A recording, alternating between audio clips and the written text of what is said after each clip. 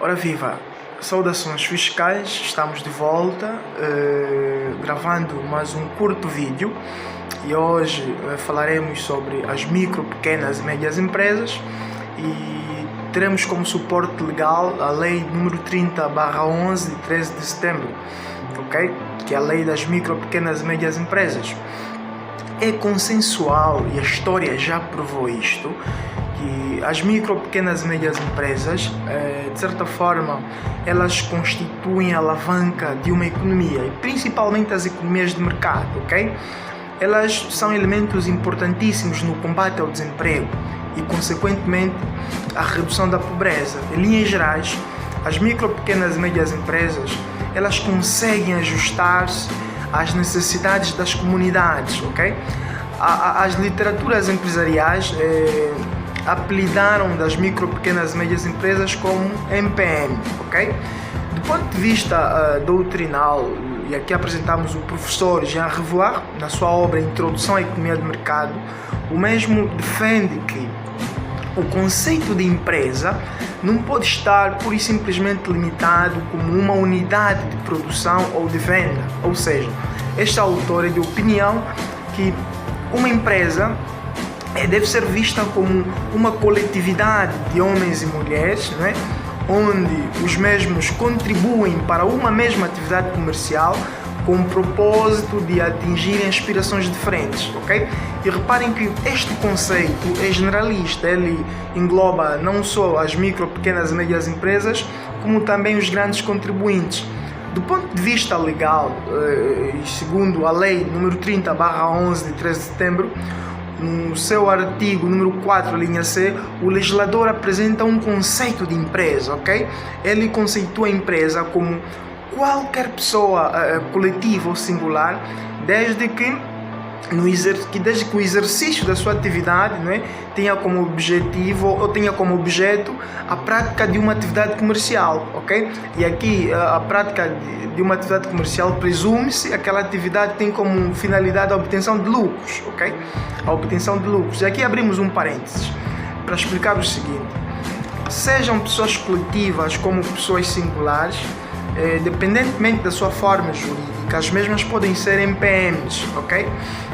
É que as pessoas coletivas, elas são reguladas por um diploma específico. Refiro-me concretamente da lei número 1/4 de 13 de fevereiro, que é a lei das sociedades comerciais, ao passo que as micro, pequenas e médias empresas, elas são legisladas por esta lei que estamos aqui a abordar, que é a lei número 30/11 de 13 de setembro, ok?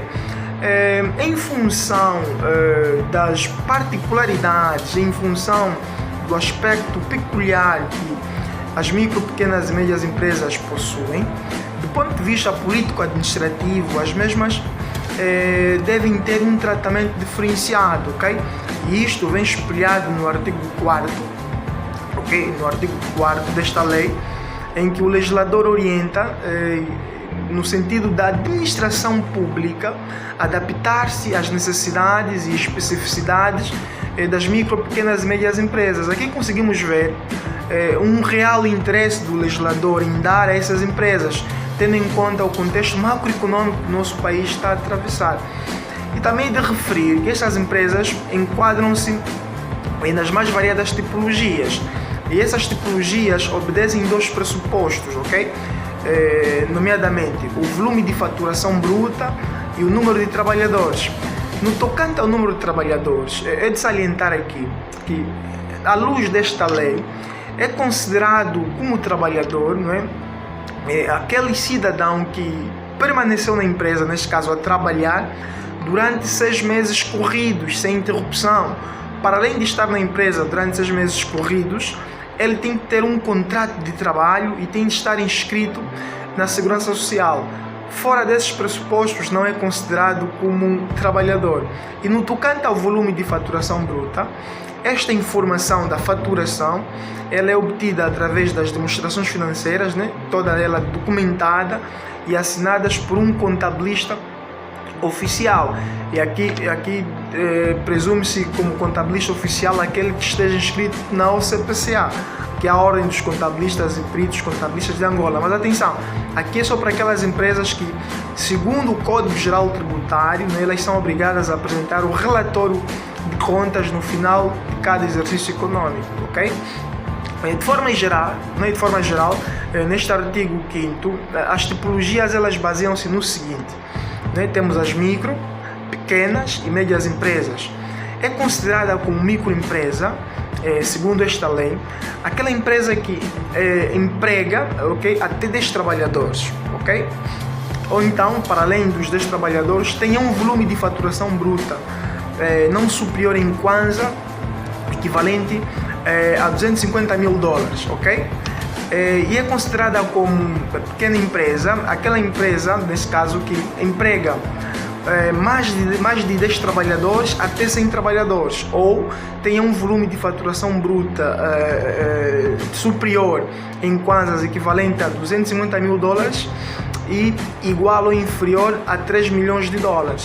Já é considerada como média empresa aquela que emprega mais de 100 trabalhadores até 200 trabalhadores, ou tenha um volume de faturação bruta, né, anual superior em kwanza equivalente a 3 milhões de kwanzas, a 3 milhões de dólares, desculpe, e igual ou inferior a 10 milhões de dólares. Repara que esses dois pressupostos, volume de faturação bruta e número de trabalhadores, o volume de faturação bruta, ok, sobrepõe-se ao número de trabalhadores. Ou seja, reparem que se tivermos uma empresa com 8 trabalhadores, ok, em função desse pressuposto, número de trabalhadores, podemos enquadrá-la nas microempresas. Mas se ela tiver, apesar de ter 8 trabalhadores, tiver, vamos lá supor, um volume de faturação bruta de $8 milhões ao ano, em função desse pressuposto faturação bruta, ela deixa de ser uma microempresa, e é enquadrada nas média empresa. Logo, o volume de faturação bruta, o legislador orienta que deve sobrepor-se ao número de trabalhadores. E estas informações elas são reportadas, ok, no exercício econômico seguinte. Estamos? Em linhas gerais, quanto aos pressupostos, é isto. E também estas empresas, as MPMs, esta lei traz consigo alguns apoios institucionais, bem como alguns incentivos fiscais. Dos apoios institucionais nós podemos encontrar eles todos descritos no artigo 15º, onde os mesmos consubstanciam-se no seguinte, ok? O Estado, né, o Estado e as demais entidades públicas, no seu orçamento destinado à aquisição de bens e serviços, devem reservar no mínimo 25% para as micro, pequenas e médias empresas. Reparem que no exercício, né, durante o ano econômico, o Estado efetua despesas. Na realização das despesas, na aquisição de bens e serviços que o Estado há de efetuar, não é? Por regra ou por lei, ele deve destinar no mínimo já 25% destinados à celebração de contratos com as micro, pequenas e médias empresas.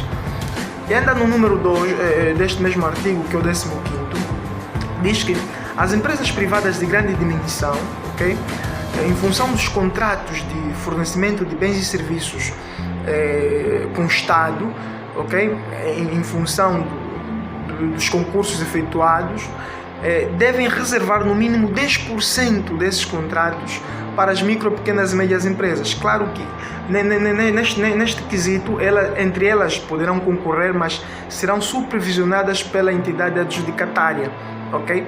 E no número 5 deste artigo, que é o 15º, diz que todas aquelas empresas que não cumprirem o disposto no número 2 ficarão impedidas de participar em quaisquer concursos realizados pelo Estado ou outra entidade, não é, pública, num prazo não inferior a 2 anos.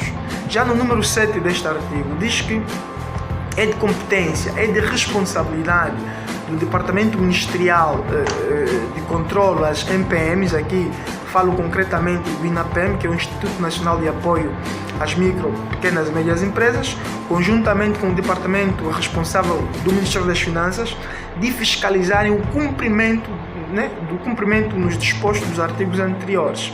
Ok?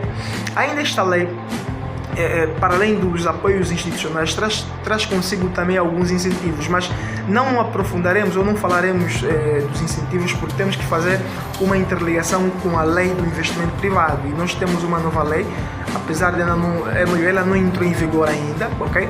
E nós estamos a preparar um vídeo específico para falarmos sobre essa lei, então não vamos aprofundar muito sobre os incentivos fiscais, mas em linhas gerais posso aqui adiantar-vos que os incentivos fiscais, eles são dados em função da localização geográfica, ou seja, as 8 províncias do ordenamento jurídico angolano e algumas capitais, elas foram todas distribuídas em zonas, zona A, B, C, D, e os incentivos fiscais variam, ok, das zonas. Mas, apesar desses incentivos, há um que não depende propriamente da lei de investimento privado, que é a isenção do imposto de selo, ou seja, as micro, pequenas e médias empresas, no exercício das suas atividades, elas estão isentas do pagamento do imposto de selo, ok? E também salientamos que esta lei traz uma recomendação no artigo, se não estou em erro, 24º, ok? No artigo 24º, o legislador orienta ao órgão de direito, né, que tutela estas empresas, nesse caso o INAPEM, que ocasionalmente deve promover cursos de formação aos detentores dessas empresas, no sentido dos mesmos saberem lidar com os variedíssimos problemas que hão de enfrentar na esfera econômica, porque chegou-se à conclusão de que grande parte da taxa de mortalidade dessas empresas, o principal fator não são os choques externos que muitas das vezes a nossa economia sofre, mas sim o mau uso dos recursos financeiros em posse dos detentores dessas mesmas empresas. Daí que o INAPEM deve promover ocasionalmente cursos de contabilidade geral básica, de direito empresarial, de fiscalidade, por formas aos detentores dessas empresas estarem unidos, né, com ferramentas e aí conseguirem operacionalizar as suas atividades. Em linhas gerais é isso que queríamos apresentar sobre as micro, pequenas e médias empresas. Voltaremos em próximas sessões.